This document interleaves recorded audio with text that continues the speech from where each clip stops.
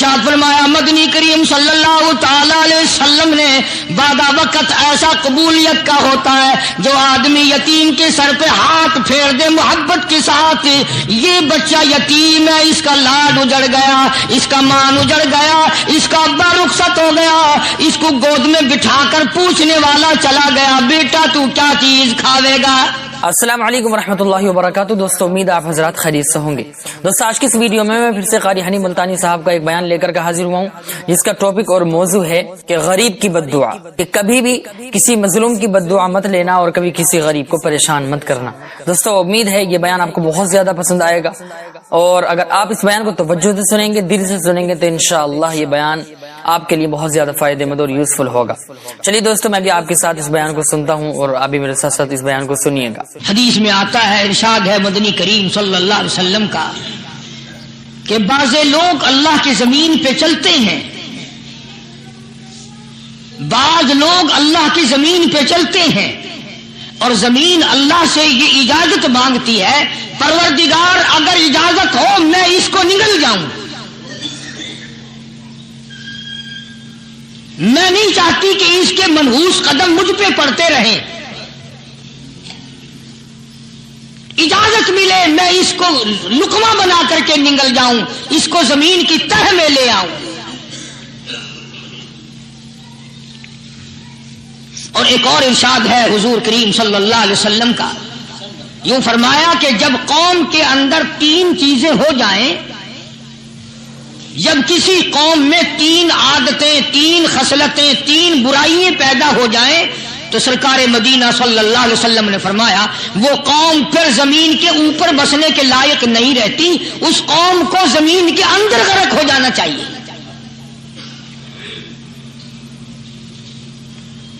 وہ کون سی باتیں ہیں؟ ارشاد فرمایا محمد عربی صلی اللہ علیہ وسلم نے کہ پہلی بات تو ان کی یہ ہے کہ جب قوم کے امیر لوگ، غنی لوگ، مالدار لوگ بخیل ہو جائیں،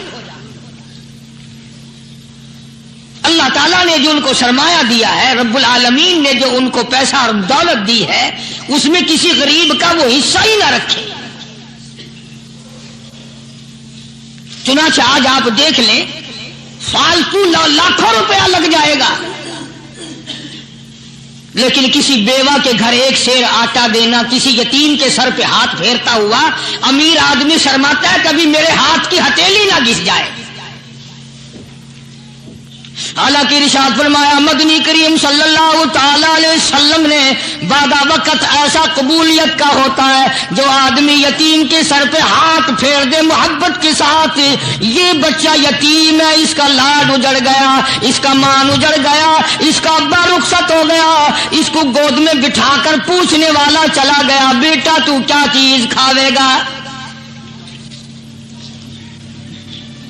حضور کریم صلی اللہ تعالی علیہ وسلم نے فرمایا جب یتیم کے سر پہ آدمی محبت کے ساتھ، شفقت کے ساتھ ہاتھ پھیرتا ہے، اللہ پاک یوں فرماتا ہے مجھے اپنی کبریائی کی قسم جتنے بال اس کے ہاتھ کے نیچے آ جاتے ہیں اتنی نیکیاں ہاتھ پھیرنے والے کے نام اعمال میں لکھ دی جاتی ہے۔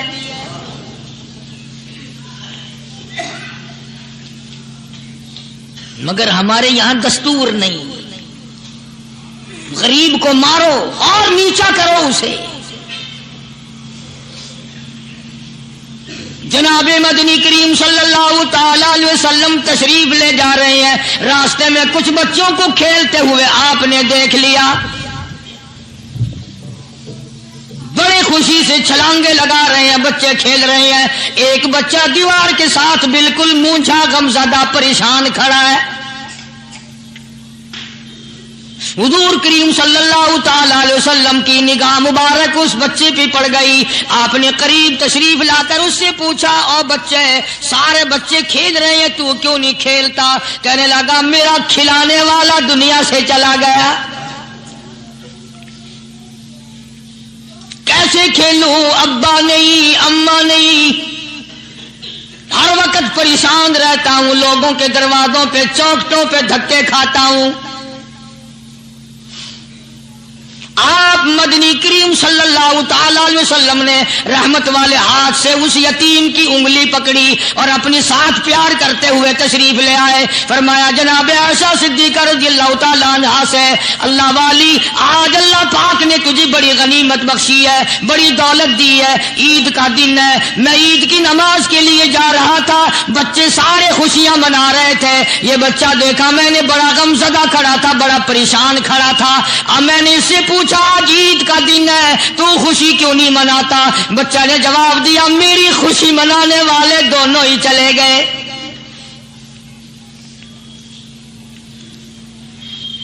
آج اللہ نے یہ موقع بخشا ہے, اسے نہلا دھلا, اس کو نئے کپڑے پہنا.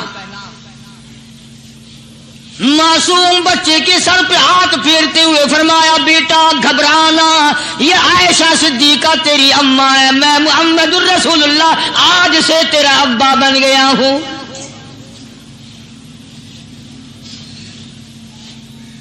نہلایا دھلایا, کھلایا پلایا, ہنسایا, اسے بلایا, ساتھ لے کر جب حضور کریم صلی اللہ تعالی علیہ وسلم ان بچوں کے پاس سے پھر گزرے جو پہلے کھیل رہے تھے. اس زمانے کے تو بچے بھی سمجھدار تھے, آج تو چٹی داڑھی والوں کو سمجھ نہیں ہے. قبر بالکل کنارے, قبر کے کنارے پہ کھڑے ہیں پھر بھی سمجھ نہیں. کسی کو حسد نے مارا, کسی کو تکبر نے مارا, کسی کو دولت کی بیماری نے مارا, اسی کو مجذوب کہتا ہے. نفس اور شیطان خنجر در بغل. کوئی آدمی اپنے بارے میں اطمینان نہ کرے کہ میرا معاملہ ٹھیک ہو گیا, نہ جانے آخری وقت میں کیا بن جائے گی. ایک اللہ والے کا انتقال ہونے لگا, آخری وقت ہے. خاندان اس اللہ والے کا چاروں طرف بیٹھا ہوا ہے, مریدین بیٹھے ہوئے ہیں, اللہ والے کی چاروں طرف حلقہ بیٹھا ہوا, آخری وقت ہے. عربی زبان میں جس کا ترجمہ یہ ہے, اس کی زبان سے ایک بات نکلتی ہے, ابھی نہیں, ابھی نہیں, ابھی نہیں, ابھی نہیں, ابھی نہیں. مرنے کے بعد کسی نے خواب میں دیکھا تو پوچھا حضرت جی دنیا درود شریف پڑھتی ہے, مرتے وقت کلمہ پڑھتے ہیں, اللہ اللہ کرتے ہیں, یہ آپ ابھی نہیں ابھی نہیں کیا فرما رہے تھے؟ تو یوں فرمایا تمہیں کیا معلوم ہے, شیطان میرے سامنے کھڑا تھا اور کہتا تھا میں نے دنیا کو پھنسایا, دنیا کو ورغلایا, دنیا کو بہکایا, تو میرے پھندے سے پھنس گیا, تیرے علم نے, تیری نیکی نے بچا لیا. تو میں کہتا تھا ظالم ابھی تو سانس آ رہی ہے, نہ جانے کیا بنے گی, ابھی نہیں, ابھی نہیں, ابھی نہیں.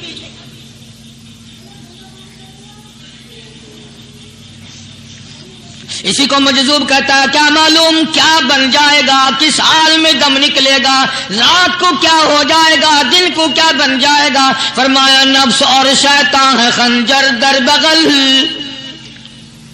نفس اور شیطان ہے خنجر در بغل, وار ہونے کو ہے اے غافل سنبھل.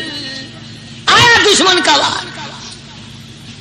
4 نمازیں پڑھی, باقی ساری دنیا کافر نظر آنے لگ جاتی ہے. میں نمازی ہوں, یہ سارے بے ایمان پھرتے ہیں. شیطان پیدا کرتا ہے یہ چیزیں. اگر اللہ نام پہ تھوڑی سی کبھی خیرات کر دی تو بہانے بہانے لوگوں کے سامنے ذکر ہو رہا ہے, اجی آج کل تو ہمارے کاروبار نہیں, ورنہ انشاءاللہ فلاں مسجد جو ہے نا یہ ہم نے بنائی تھی. بہانے بہانے بتانا. اسی لیے مجذوب کہتا ہے گھبرایا نہ کر اور اپنے آپ کو اطمینان نہ دلایا کر. کہتا نفس اور شیطان ہے خنجر در بغل, وار ہونے کو ہے اے غافل سنبھل. چلا شیطان کا خنجر, چلا شیطان کا خنجر, لگایا اس نے دو, لگایا اس نے دو. لوگوں کا خیال یہ ہے کہ شیطان صرف وہ, شیطان کے بہکائی میں وہ آدمی آتا ہے جو کسی کو قتل کر دے.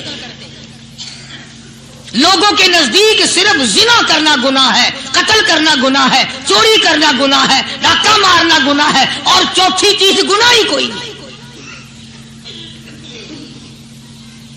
حضرت عثمان غنی ذی النورین رضی اللہ تعالی عنہ کی مبارک مجلس ہے. صحابہ کرام کا دور ہے، نبی کا دوہرا داماد، مجلس ہے عثمان ذی النورین کی. ایک آدمی مجلس میں آ کے بیٹھا، حضرت عثمان کی مجلس میں ایک آدمی آ کے بیٹھا تو حضرت عثمان فرماتے ہیں، توجہ، حضرت عثمان فرماتے ہیں، یوں نہیں فرمایا کہ تو نے ایسا کیا ہے، اسے ذلیل نہیں کیا، بلکہ یوں فرمایا لوگوں کو شرم نہیں آتی، لوگ آنکھ کا زنا کر کے میری مجلس میں آ کے بیٹھتے ہیں، لوگ آنکھ کا گناہ کر کے میری مجلس میں آ کے بیٹھتے ہیں. تو دور تھا نا صحابہ کرام کا، فوراً چوٹ کی کسی نے کہ نبی کے بعد وحی آنی شروع ہو گئی. یعنی آپ کو کیسے پتا چل گیا کہ کوئی آدمی غلط نگاہ ڈال کے آیا؟ اس کی رستے میں نظر کہیں غلط پڑی تھی آنے والے کی، آپ کو کیسے پتا چلا؟ یعنی بات کرنے والے کو بھی دیکھو اور پھر چوٹ کرنے والے کو بھی دیکھو. تو حضرت عثمان رضی اللہ تعالیٰ عنہ نے فرمایا، بھائی پاک مجلس میں اگر ایک تولا بھی کوئی پخانہ لے کر آ جائے تو بدبو تو آ ہی جائے گی نا.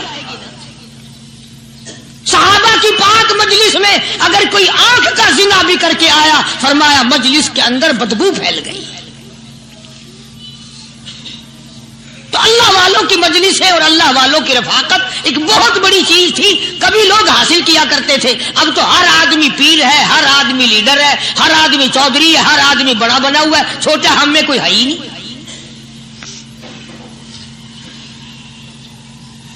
اور ان ولیوں کی بھی الگ الگ بچاروں کی رمزیں ہوتی ہیں. علماء کرام نے لکھا ہے، حضرت خواجہ باقی باللہ رحمت اللہ علیہ دلی میں مزار ہے، بہت بڑے بزرگ گزرے ہیں. دیکھو میں ذکر خیر کر رہا ہوں نا، کئی لوگ تمہیں نکلتے ہوئے ٹانگے والے، گھوڑے والے، رکشے والے کہتے ہیں قاری علی ولیوں کو نہیں مانتا. میں یہ ذکر خیر ولیوں ہی کا تو کر رہا ہوں. بات صرف اتنی ہے، تمہیں اچھی لگے یہ بری لگے، میں ننگوں کو نہیں مانتا. میرے نزدیک ولی وہ ہے جس کی رگ رس سے، نس نس سے، خون کے قطرے قطرے سے، ہر ادا سے، ہر سنت سے، ہر طریقے سے محمد عربی صلی اللہ علیہ وسلم کی سنت زندہ ہوتا ہو. میں اس کو ولی نہیں مانتا جو کپڑوں سے ننگا پھرتا ہو.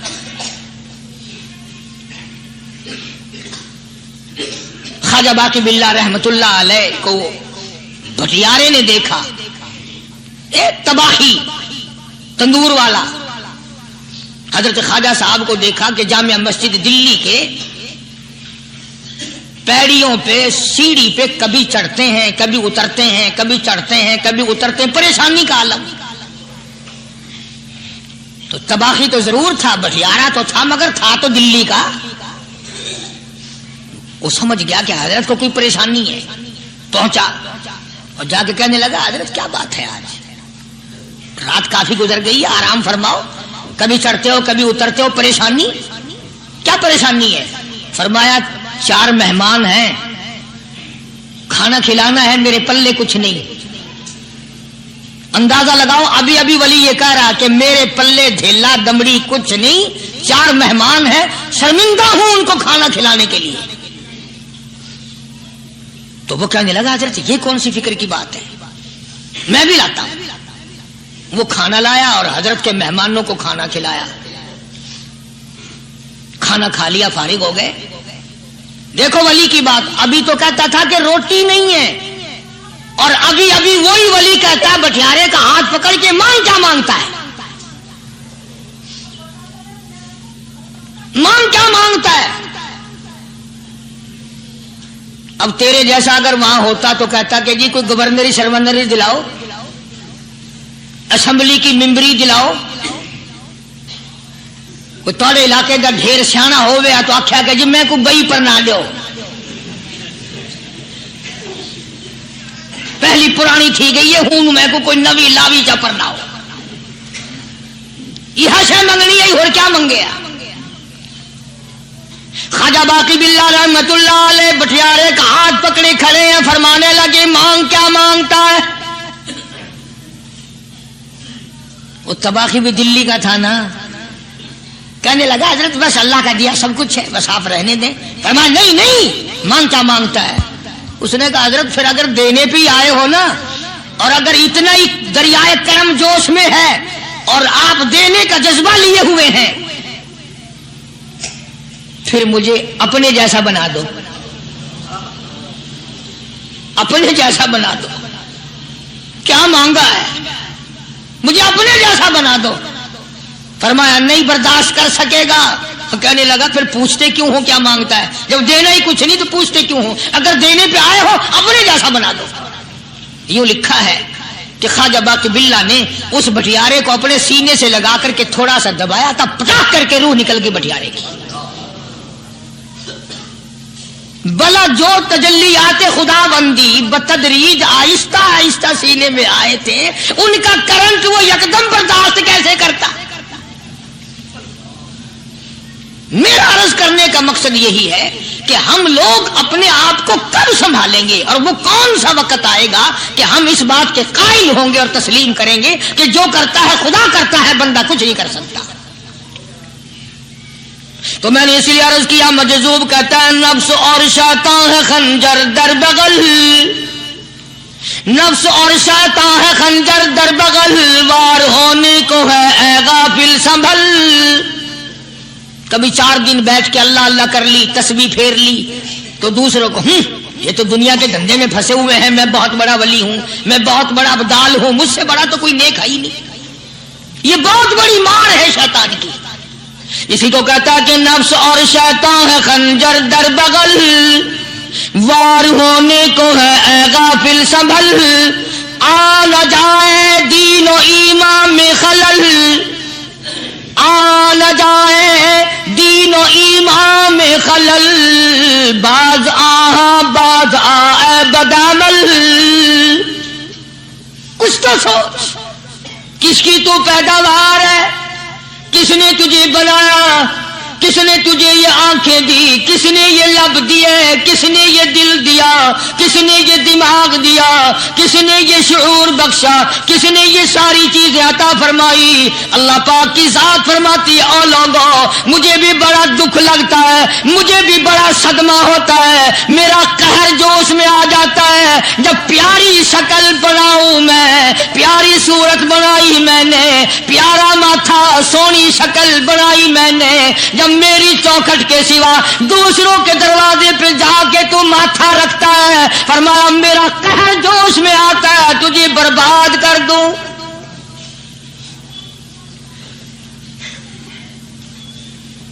سب کچھ میں نے دیا، سب کچھ میں نے بخشا، اور پھر بھی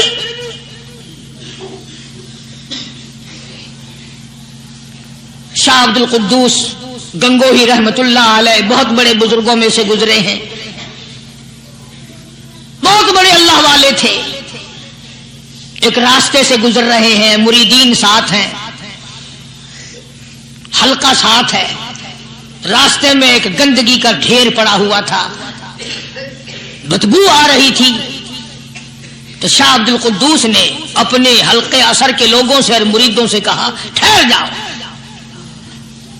حالانکہ لوگ ناک پہ کپڑا رکھ کر جلدی گزرنا چاہتے تھے، بدبو سے بچنے کے لیے تیز رفتار وہاں سے گزرنا چاہتے تھے، مگر شیخ کے کہنے پر کھڑے ہو گئے۔ شکر ہے تم نہ تم جیسے وہاں مرید بھی نہیں تھے، ورنہ کہتے کہ اے پھٹ گیا شیخ ہے تو پتہ ہی نہیں لگتا برائی دا چنگائی دا، گندگی دے پہ کون سا کو کھڑائی کھڑے۔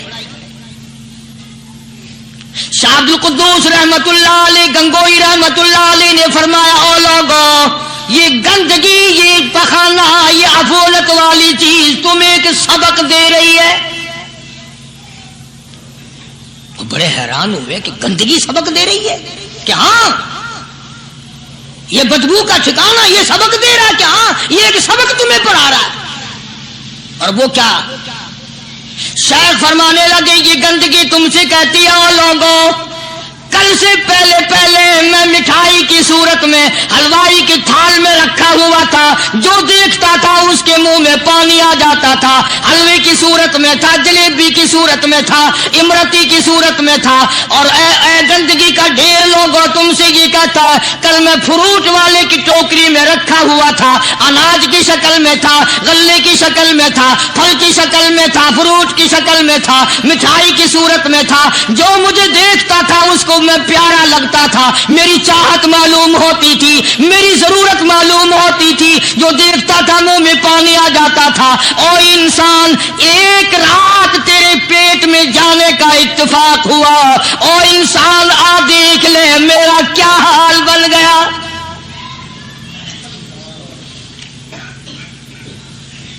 एक रात तो तेरी सोहबत में रहा हूं, एक रात तेरे अंदर ठहरने का इत्तेफाक हुआ, देख मेरा क्या हाल बन गया।